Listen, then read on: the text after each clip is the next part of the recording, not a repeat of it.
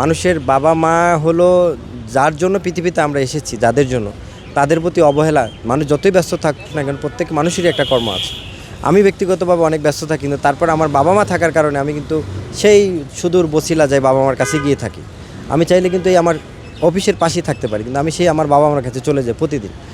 So বাবা-মায়ের প্রতি যে দায়িত্ব, সেটা পিতামাতার যে ভরণ-পোষণ যে আইনটা আছে, সো আইনটা যে কারণে প্রপারলি অ্যাপ্রুভ হচ্ছে না মানুষের মধ্যে যে জনসচেতনা। আর বাবা-মা যখন বৃদ্ধ হয়ে যায়, একটা বয়সে চলে যায়, তখন তারা এই আইন আদালত যে তাদের যে ভরণ-পোষণের যে সরকার যে আইন করে দিয়েছে, দেশের যে আইন আছে, সো আসলে এই জনসচেতনতা এবং বিভিন্ন কারণে তারাও এই আদালতে আসবে, তাদের অধিকারটা ফিরিয়ে নেবে সন্তানদের প্রতি।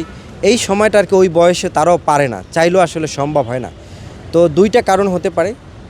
মেইনলি আসলে আমরা আসলে মানুষ যদি মানুষ না হয়, আইন দিয়ে কোনো দিন মানুষ করা যায় না।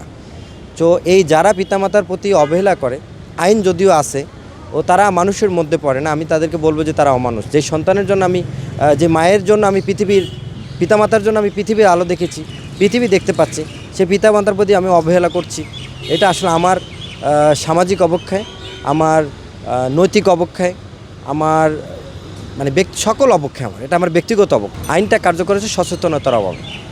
এটা সচেতনতা তৈরি হলে, সামাজিক সচেতনতা তৈরি হলে আইনটা অবশ্যই কার্যকর হবে। এবং এই আইনে যদি কোনো মামলা হয়, আমি যেটা দেখেছি এবং বিজ্ঞ আদালত সেই মামলাটা খুব গুরুত্ব সহকারে দেখে, আদালতের এই মামলার প্রতি নজর থাকে, আদালতের গুরুত্ব থাকে। কিন্তু মানুষের যে সচেতনতা, তো এই জন্য আমাদের আইনজীবীদের একটু সচেতন হওয়া উচিত। আরও আমি আইনজীবী সমাজকে বলবো যে পিতামাতার প্রতি যদি কোথাও কোনো অবহেলা হয়, দেশের যেখানেই ঘটুক না কেন, আপনারা ওইরকম যদি কোনো ফ্যামিলির সন্তান পান, সেই পরিবারের পক্ষে আপনারা গিয়ে দাঁড়াবেন। আমরা তো বছরে 2, 4, 5টা 10টা মামলা ফ্রি করি। সো এই ফ্রি মামলাগুলোর মধ্যে যে পিতামাতার পক্ষে আমরা একটু ফ্রি মামলা করি, কারণ পিতামাতারা কিন্তু টাকা দিয়ে কোর্টে এসে মামলা করতে পারবে না।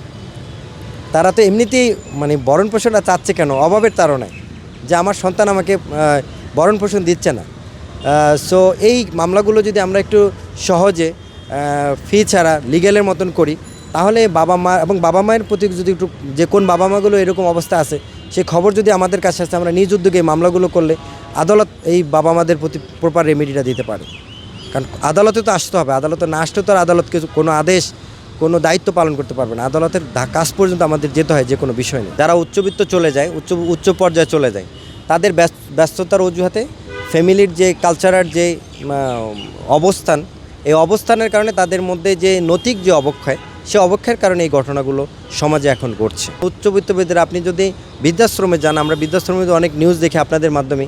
সো বৃদ্ধাশ্রমে আমার নিজেরও কয়েক বৃদ্ধাশ্রমে যাওয়ার অভিজ্ঞতা আছে। সেখানে বেশিরভাগ বাবা-মাই উচ্চবিত্তের, সন্তান উচ্চশিক্ষিত, সরকারের ভালো পর্যায়ে দায়িত্বে আছে, কোনো সরকারি দায়িত্বে বা ব্যবসা বাণিজ্য ভালো ব্যবসা করছেন। এই সকল বাবা-মায়েরই আমি দেখতে পাচ্ছি যে তারা ভরণ পোষণ থেকে বঞ্চিত, তাদের সন্তানের যে বাবা-মায়ের প্রতি দায়িত্ব, সেই দায়িত্ব থেকে তারা বঞ্চিত হচ্ছে।